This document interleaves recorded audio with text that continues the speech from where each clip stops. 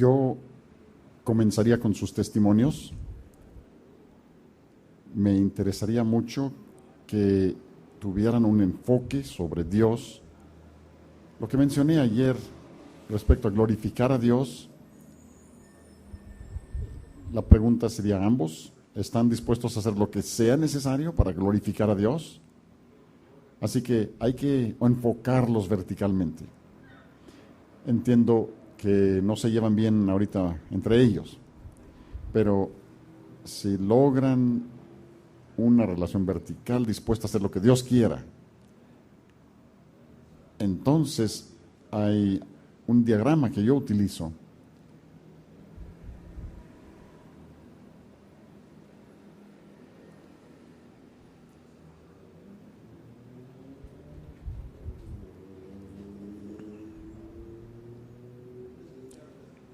Esto es solo una sugerencia y tiene su origen en un pasaje al que hizo referencia Marta ayer.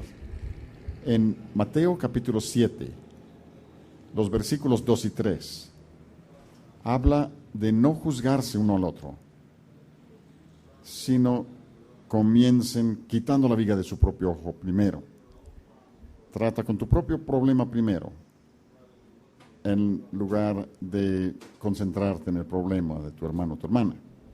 Y luego, una vez que has retirado la viga de tu propio ojo, entonces verás más claramente para ayudarle con los problemas de ellos. Entonces, cuando ambos están ahí sentados, molestos uno con el otro, yo dibujo dos círculos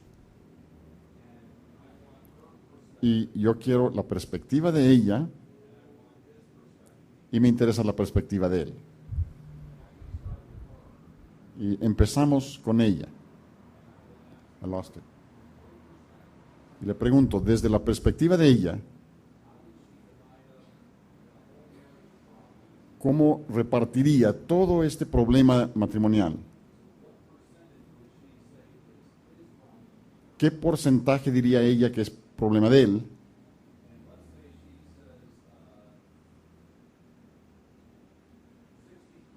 Vamos a suponer que ella dice 60%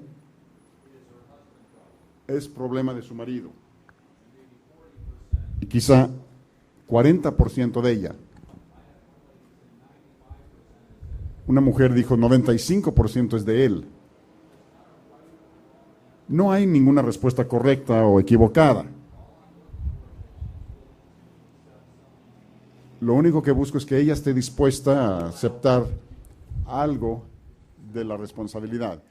De modo que si ella dice que tiene por lo menos 40%, no importa si dijeras tengo 5% de la responsabilidad, pero está reconociendo que hay algo que está haciendo mal. Entonces le voy a pedir la perspectiva de él. Él pudiera decir 50 y 50.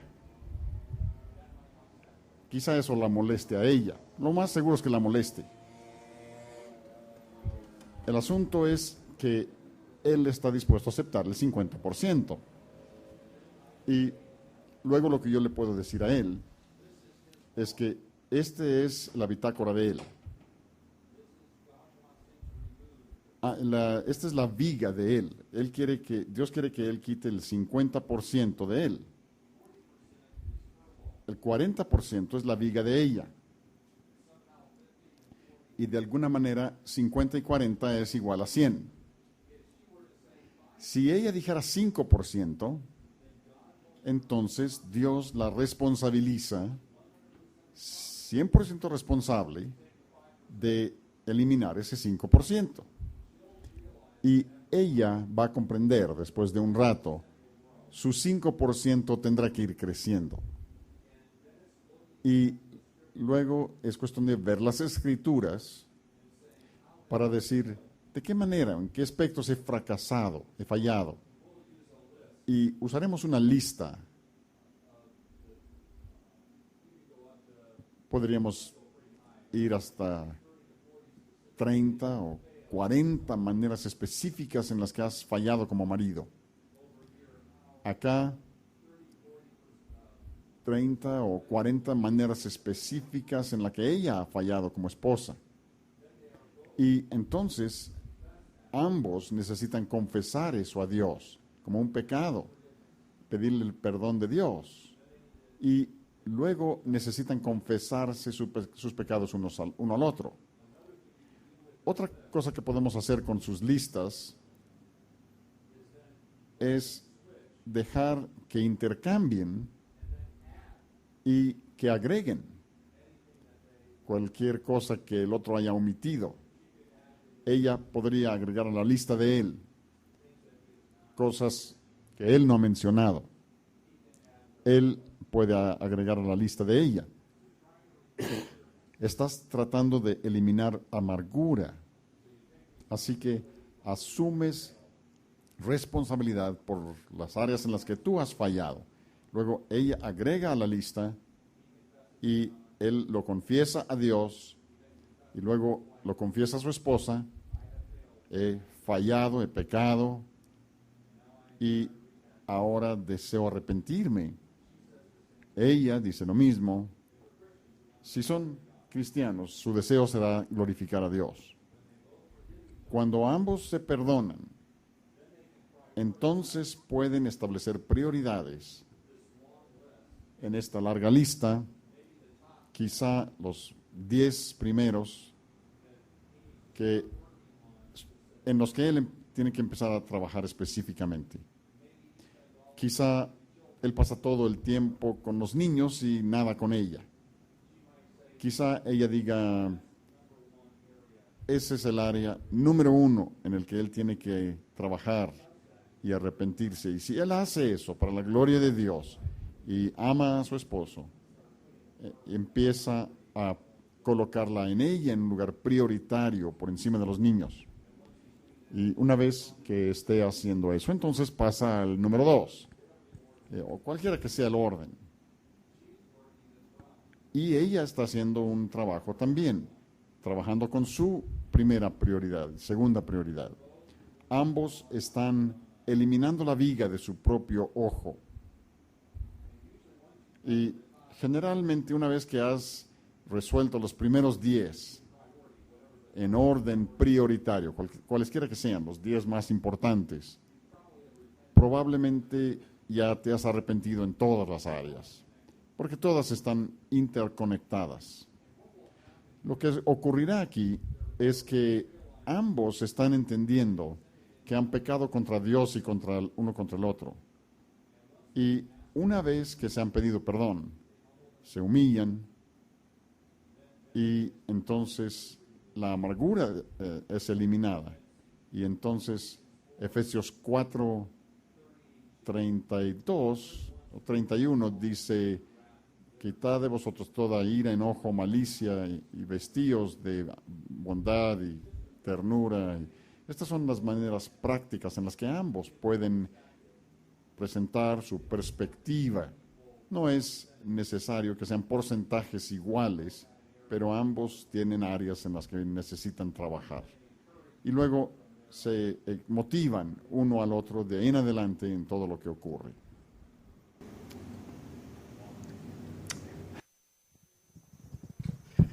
Dice una respuesta larga a una pregunta corta, pero bueno. Muy bien, ¿hay otra duda, otra pregunta? Esta vez, entonces, muy bien, entonces, una mujer. By the way, that whole thing is elaborated in that communication conflict.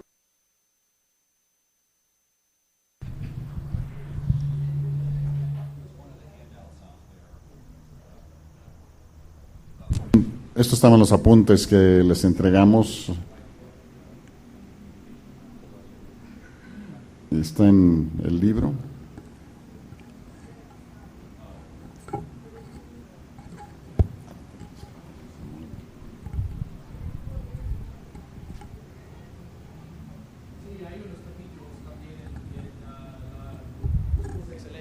El libro Esposa Excelente, un capítulo sobre la solución o resolución de conflictos, también en el otro libro que está para salir, pero sí, que también menciona algo de esta misma cosa.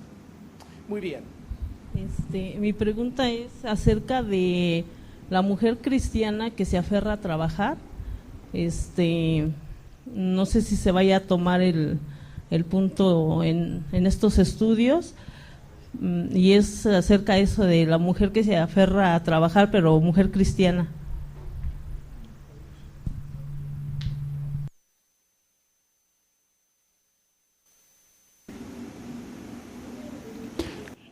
Sabíamos que vendría esta pregunta. En Tito 2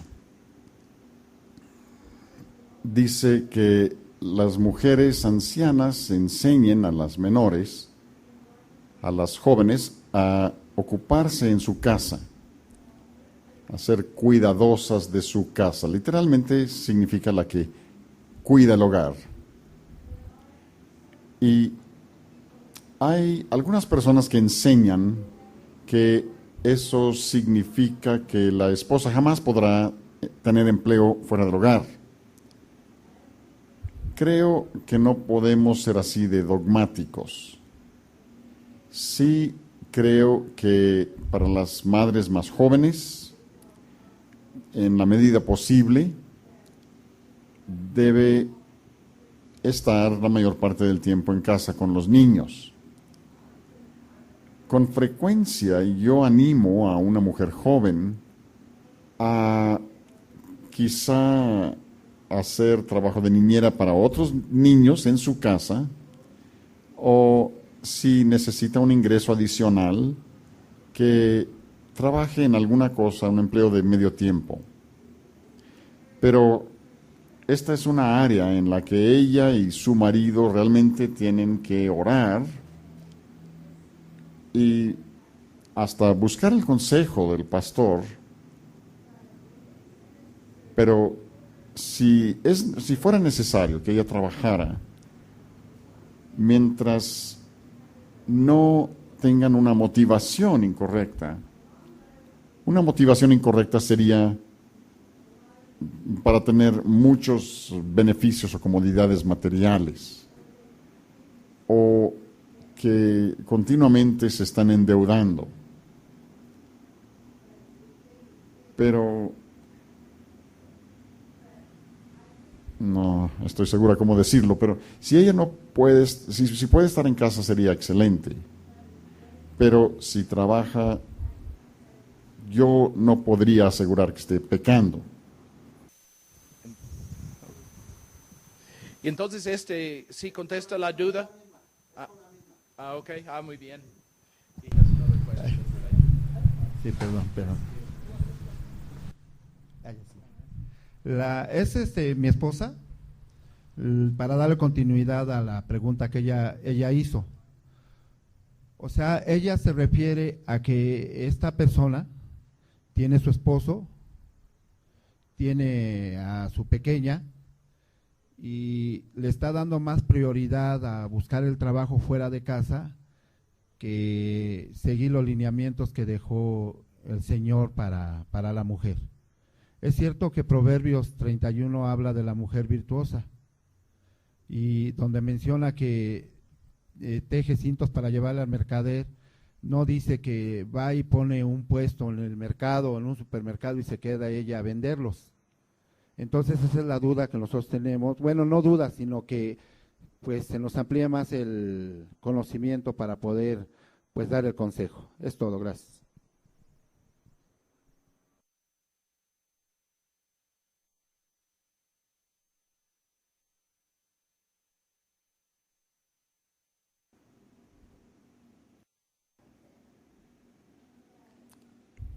Considero que muchas mujeres justifican el empleo fuera del hogar basado en Proverbios 31, porque hace cosas y las vende, va al mercado, lleva su mercancía, y no creo, la verdad es que no sé qué decir.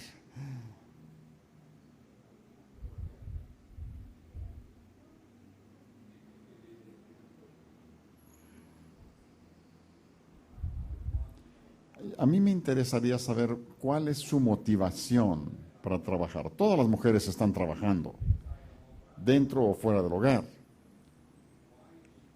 ¿por qué desea ella trabajar fuera del hogar? O sea, es por dinero. ¿Y necesitan ese dinero?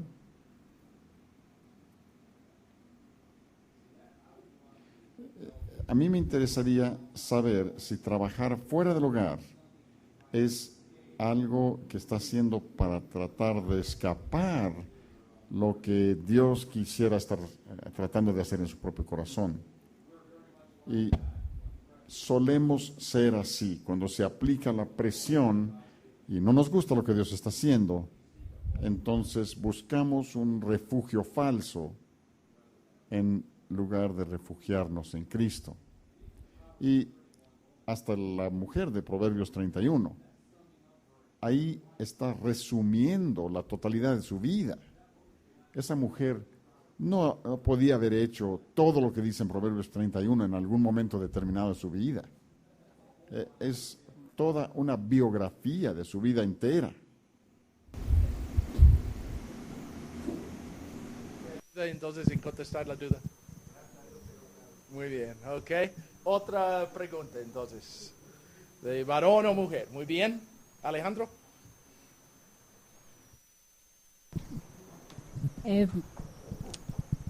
Tenemos una hermana en Cristo que su esposo se dice ser cristiano. Él ha ministrado en la alabanza, pero él no está divorciado y se juntó con ella, tienen 2 niñas. Ella tenía anteriormente una niña. ¿Tiene liderazgo en la iglesia? Tiene liderazgo en la iglesia.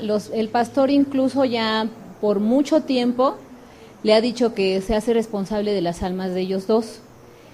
Pero ella ha sido redarguida por nuestro Señor e incluso ha permanecido en oración y ayuno para apartarse de él porque respaldado en un comentario de John MacArthur en Efesios, yo le dije que ella estaba en fornicación. Y aunque el consejo del pastor y de hermanas de su iglesia le han dicho que no se puede apartar de él, pues ella entendió la escritura. Entonces viven juntos, pero no tienen relaciones. Él no es un buen proveedor, ella tiene que trabajar porque ya ha intentado en otras ocasiones.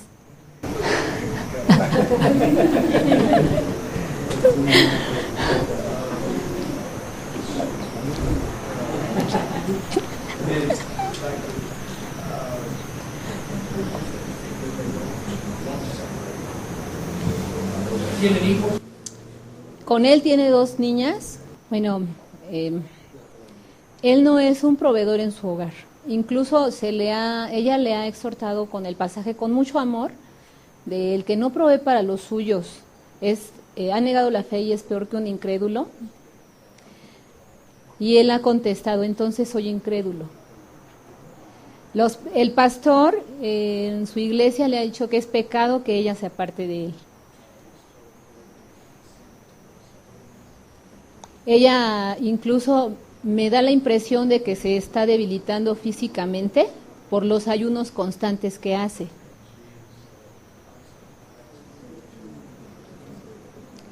Pero dice que el Señor ha sujetado su carne de esa manera para estar apartada. Ella quiere obedecer, pero tristemente pienso que en su iglesia no le han dado la correcta instrucción.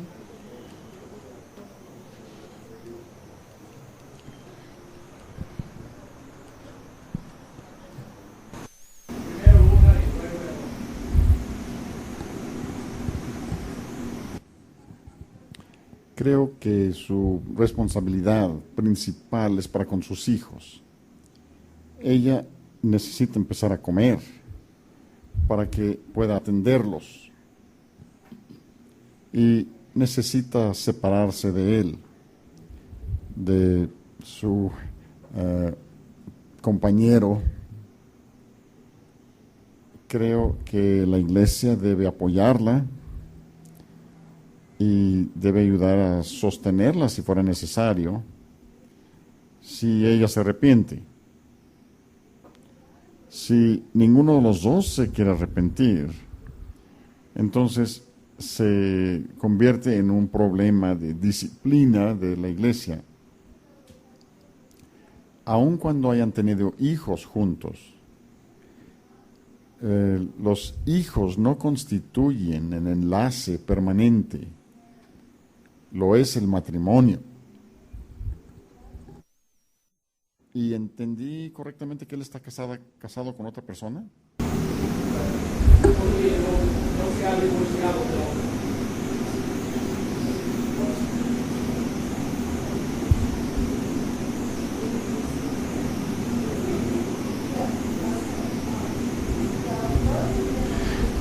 Ambos entonces están viviendo en pecado.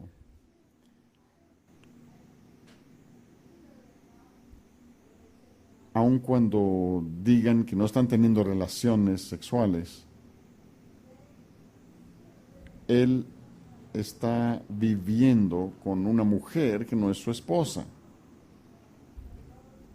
Y ambos necesitan arrepentirse y corregir su relación con Dios. Y ser miembro en comunión con la iglesia, cuando estás en pecado y no te has arrepentido, eso no es correcto. Y la iglesia necesita abordar esa situación.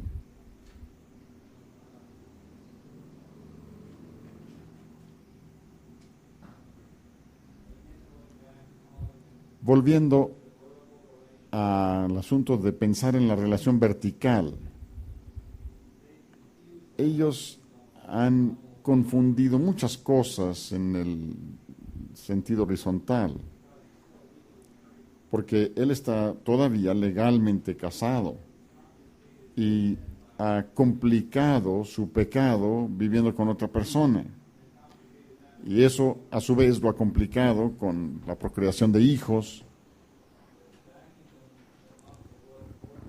Pero hay que volverlos a la reconsideración vertical de lo que Dios les está pidiendo.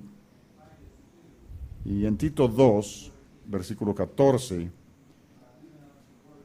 aún antes cuando habla de que la manifestación de la gloria de nuestro Señor Jesucristo, dice que se entregó a sí mismo por nosotros para redimirnos de la desobediencia y para purificar para sí un pueblo para su propia posesión, celosos de buenas obras. Así que Dios nos salvó y luego desea purificarnos y no que continuemos en una vida disipada. Y está violando la ley de Dios con su pecado que está cometiendo con ella, hasta la apariencia de estar viviendo con ella. Y la ley dice que todavía está casado con su primera esposa y necesita someterse a esa ley conforme a Romanos 13. Si él da los pasos indicados de asegurar que los niños estén sostenidos, pero regresar a su primera esposa, su esposa pues, y luego empezar a analizar cuáles son los otros problemas que hay que resolver, y necesita empezar a dar los pasos correctos, las acciones correctas primero, y luego ver cuál es la respuesta del pueblo de Dios para apoyarlos en el proceso del arrepentimiento. Las parejas que viven en una misma vivienda y que han tenido relaciones sexuales en algún momento y luego dicen que no lo están ya, creo que se engañan ellos mismos.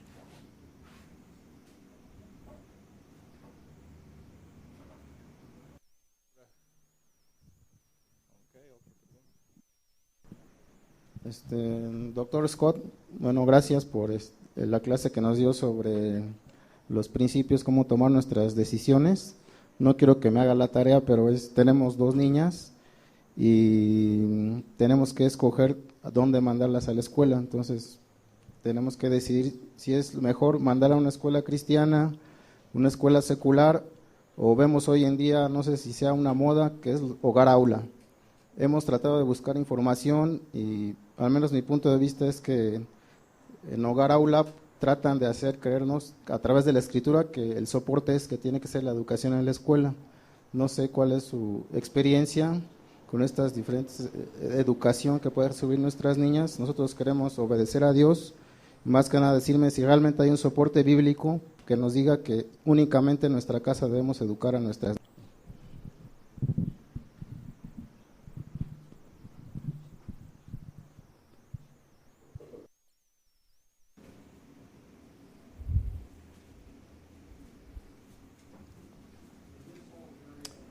En todo este asunto de la educación de los hijos, tenemos que ser muy cautelosos de no agregar a la escritura, que no convirtamos lo que es nuestra preferencia, ni siquiera lo que es un asunto de sabiduría, y convertirlo en un pecado, un asunto de pecado.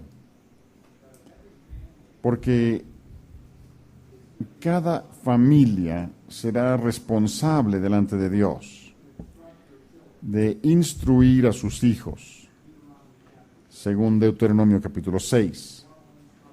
Eso es instrucción formal, al levantarse, informal, cuando te levantas, cuando te acuestas, un estilo de vida en la que se les instruye acerca de Dios y sus caminos, independientemente de si es escuela pública o en la casa o en escuela cristiana.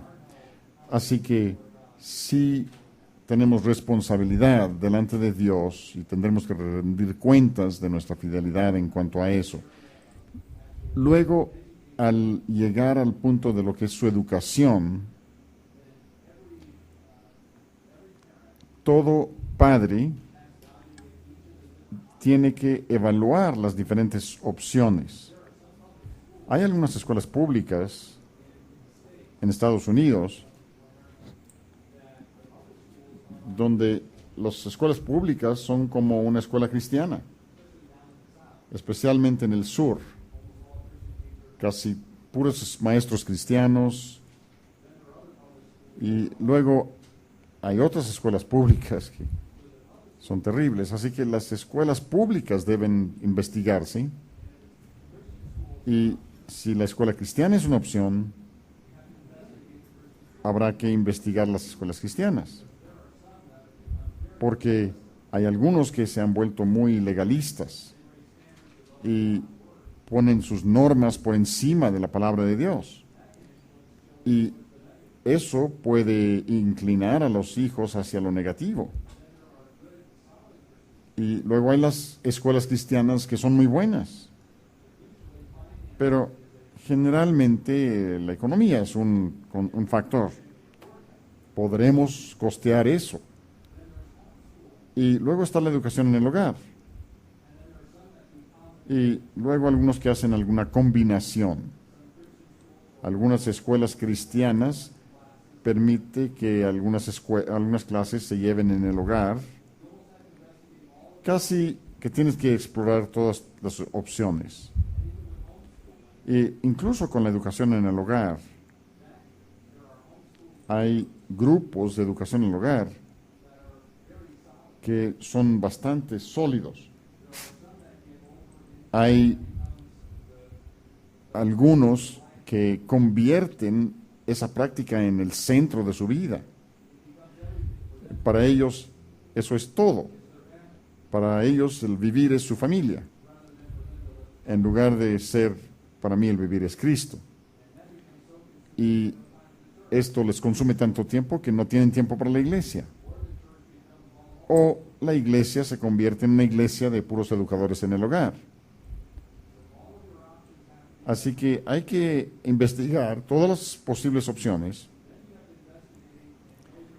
y luego necesitas conocer a fondo a todos tus hijos, a cada uno de ellos. Muy bien. Algunos hijos no prosperan muy bien en un contexto de aula. simplemente no pueden mantenerse al paso, al ritmo de los demás. Y esos van a necesitar una educación individualizada. Hay otros que quizá podrían adaptarse en el contexto de una escuela cristiana muy bien. Y todo esto dentro de la misma familia. Yo conocí a una persona que tenía un hijo en la escuela pública, un hijo en la escuela cristiana, y el tercero lo tenían en casa. Mi esposa y yo tuvimos que evaluar a cada uno de nuestros hijos semestre por semestre, trimestralmente. Hubo ocasiones en las que eran educados en el hogar, periodos en que estaban en escuelas cristianas y a veces se cambiaban de uno al otro. La pregunta es cómo podemos ser fieles cotidianamente. Así que esos son algunos de los principios del intento de ser un padre sabio y tratando de criar más a nuestros hijos con los proverbios y no tanto esto es bueno y esto es malo. Hay que pensar más en esto, quizá pudiera ser más sabio que aquello y no juzgar a otros padres en lo que ellos están haciendo. No sé si eso conteste. Muy bien, ¿hay otra pregunta?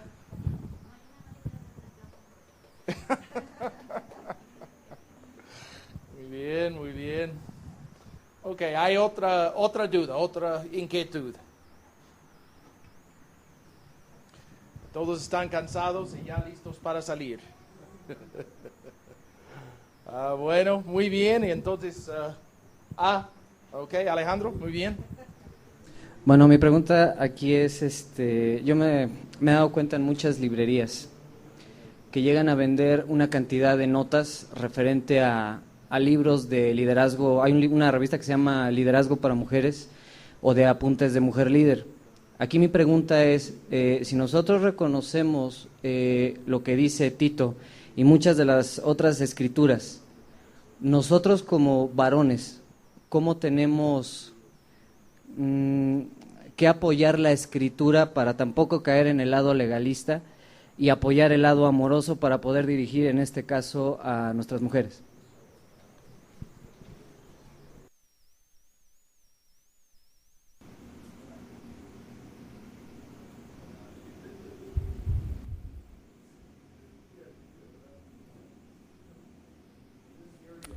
En este asunto del liderazgo,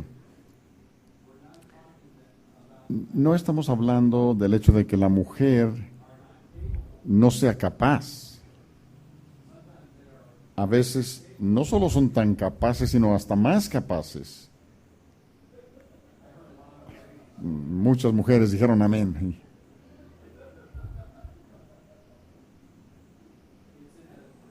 Es en las funciones precisas que Dios ha establecido que los hombres asuman el liderazgo y en una relación de marido y esposa y en la iglesia también. No son de ninguna manera inferiores a los hombres. Son totalmente iguales en su naturaleza y en su esencia, pero diferentes en cuanto a sus funciones. Podrían usar la Trinidad como un ejemplo de eso. Padre, Hijo y Espíritu Santo son iguales en su naturaleza y en su esencia, pero realizan diferentes funciones. El Señor Jesucristo subordinado al Padre y el Espíritu Santo subordinado a Jesucristo. Y no es algo malo. La Trinidad lo sucede. A veces ayudar a nuestras esposas a entender eso les ayuda a entender que somos iguales en naturaleza y esencia, pero funcionamos de manera distinta. Y aún en la iglesia todos estamos sirviendo, pero hay ciertos cargos y funciones que en la Escritura se reservan para los varones. Ahora, el varón debe ser muy cuidadoso de tratar a la mujer como igual, diferente en función, pero su trato con ella es como igual. No la está menospreciando, sino que son socios, son compañeros en el matrimonio. Y en la iglesia, que el liderazgo no menosprecia a la gente, porque todos somos miembros los unos de los otros y tenemos una sola cabeza, el Señor Jesucristo. Así que los líderes necesitan hablar como a iguales a la gente, aun cuando en función ellos sean los líderes que dan la dirección espiritual. Creo que si se pudiera explicar y modelar con gran paciencia, entonces ayudaría a las personas a avanzar.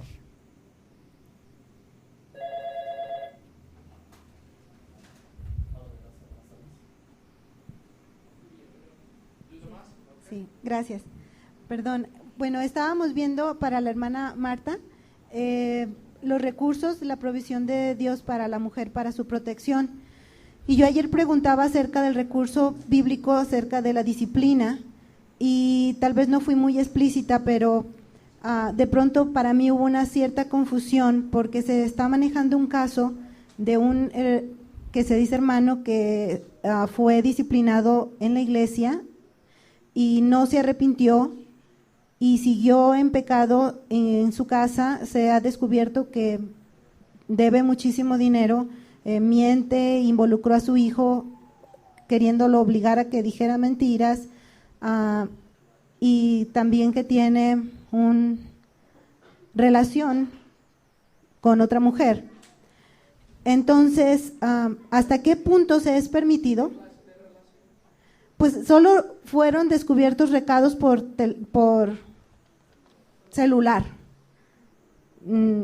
No se sabe qué más, pero fueron recados, vamos, no muy prudentes entre un esposo y una otra mujer, ¿verdad? Entonces, bueno, la esposa, ¿perdón? Sí, el marido es el que tuvo, sí, es el que estoy diciendo, que ya fue disciplinado bíblicamente, pero no se arrepintió, pero la iglesia lo volvió a admitir como si se hubiera arrepentido, aunque él dice que nunca hizo él nada. O sea, no arrepentimiento, siguió en pecado, siguió mintiendo, se han descubierto que debe mucho y que tiene ahora relaciones por mensajitos de celular con otra mujer. Y involucró a su hijo, etcétera. Entonces, apelando a la disciplina bíblica de todos estos recursos, se tomó la decisión de alejarlo un poco de su casa, porque ya era agresivo verbal también. Pero hubo confusión porque decían que la disciplina bíblica no era aplicable en el hogar, solo en la iglesia, y que no se estaba actuando correctamente, aunque lo que se quería aplicar era límites, ser firme, el amor firme y límites. Entonces no sé hasta qué punto eso es correcto o no, hasta qué punto debes tolerar y tolerar y tolerar.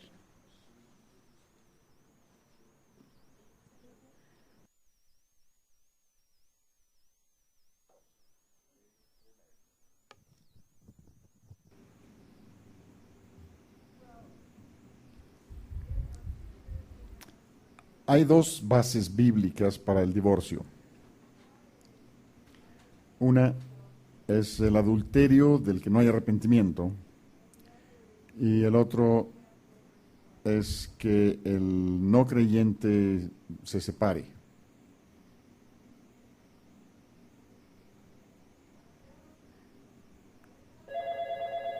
No tenemos tiempo en este momento, pero necesitaría saber más detalles.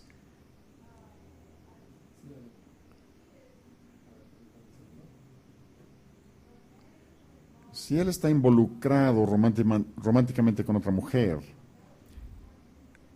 eso sería algo que ella tendría que demostrar para demostrar el adulterio. y luego creo que bíblicamente ella estaría en libertad para divorciarse de él. Ella está en una situación muy difícil. Si él es mentiroso y no quiere pagar las cuentas, esas no son bases bíblicas para el divorcio. Ni siquiera creo que sea una base bíblica para la separación. Pero sí creo que su pastor debe de estar ayudando tratando de ayudarle a ella, y aunque él no sea creyente, puedan definitivamente ir y hablar con él para tratar de aplicarle presión para que se arrepienta.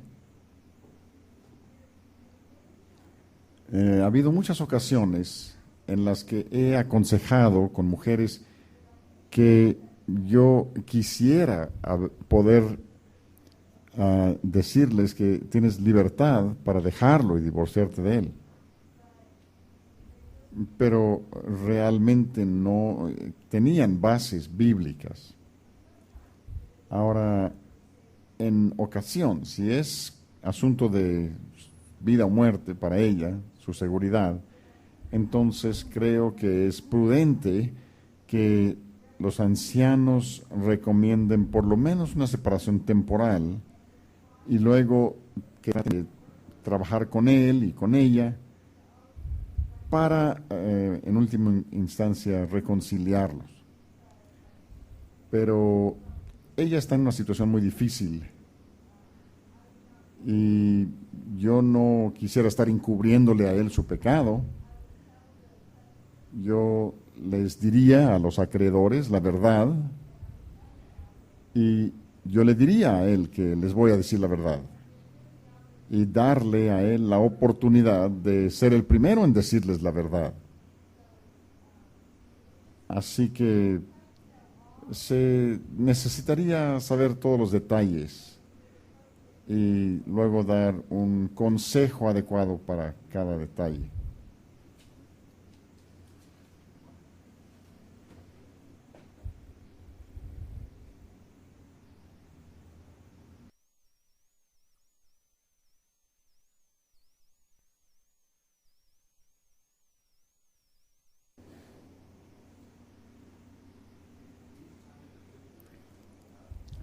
En esta clase de situaciones, en una sesión de pregunta y respuesta, se vuelve muy difícil tratar de conocer todos los pormenores para poder dar una respuesta apropiada y sabia. Y Marta hizo alusión a eso. Hay tantos detalles que tenemos ese versículo en Proverbios 18:13, que si contestamos antes de escuchar toda la información completa, se convierte en necedad. Hablando en términos generales, estamos tratando de dar algunas respuestas, pero si él ha sido disciplinado por la iglesia y no se ha arrepentido, entonces debe ser tratado como incrédulo. Si él no tiene ningún deseo de estar en ese matrimonio y él quiere dejar el matrimonio como resultado de la vida piadosa y justa de su esposa, entonces ella debe dejarlo ir, según 1 Corintios 7. Si está involucrado con otra mujer sexualmente, y es difícil saber hasta dónde ha llegado románticamente esta relación, y si él se ha tenido encuentros con ella, y quizá exista también la otra excepción en Mateo 19 de lo que mencionaba Marta. Así que hay tantas áreas en las que sería necesario conocer más, porque está afectando a un matrimonio y a los hijos y a muchos aspectos. Así que pues dudo un poco para hablar con autoridad terminante al no contar con toda la información.